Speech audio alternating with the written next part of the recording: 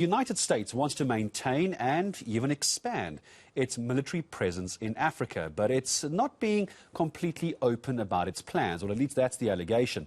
The revelations were made by intelligence company Pangea-Risk. So let's find out what is the concern and what it means, of course, for the continent. Robert Besseling from Pangea-Risk joining us. Robert, hello from Pangea, speaking to us. Robert, so here's the problem. We have the U.S. military coming in. It's often shrouded in information along boosting the economy, environmental protection, specialized skills training. But you're going to tell us that's not exactly what's going on here. Hello to you, Robert. Good morning, Gareth. Hi. The U.S. military has about 27 operational bases across the whole African continent. Most of those are in your typical conflict zones, in the Horn of Africa, in the Sahel region and West Africa, where the main focus is counterterrorism.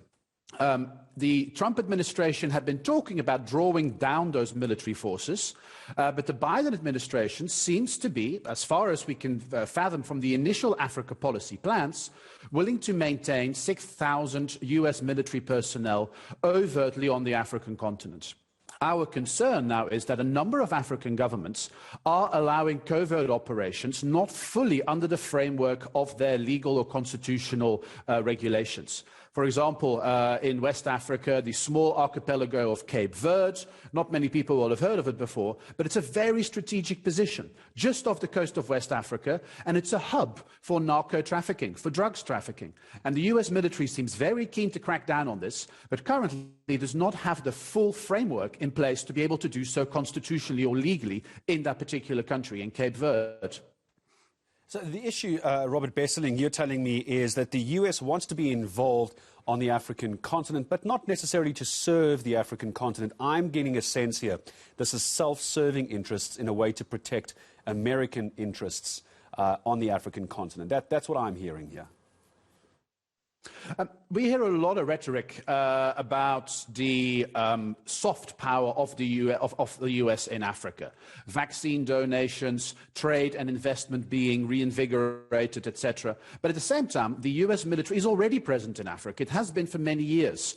And that is now being ramped up further and is being extended in a number of African countries where we have not actually seen the right laws in place to allow US military personnel to operate.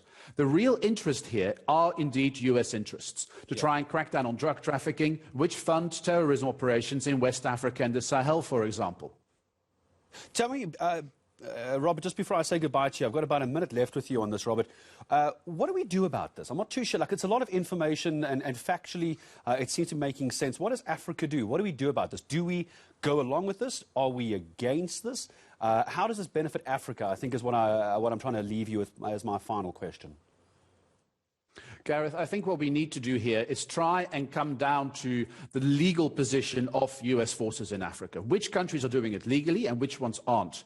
And then we have supranational courts like ECOWAS in West Africa or SADC here in Southern Africa, who are all able to oversee these status of forces agreements. In Cape Verde, the example I mentioned earlier, it is really important to try and see how Cape Verde is benefiting from the US forces on the ground and what trade-offs are being made, not always publicized correctly, between these African governments and the US military. There's a lot more going on here than is actually being publicized or reported. And in the last few seconds with you, SADC and the US military, where do we stand? There is very little US military presence in the southern region. There is a unit in Botswana, and at the moment it seems that more US forces are being taken out of the southern region and being refocused on these key hot zones in the east and the west of Africa, particularly around Cape Verde, Niger, and the Sahel region. Mr. Robert Besseling from Pangea-Risk, what a pleasure speaking to you. I'm sure you and I are going to speak many times over the coming months as far as this US involvement in Africa is concerned. We'll, of course, be watching the situation in Cape Verde as well. We'll put our team onto it. Also what's happening in Botswana and the rest of SADC.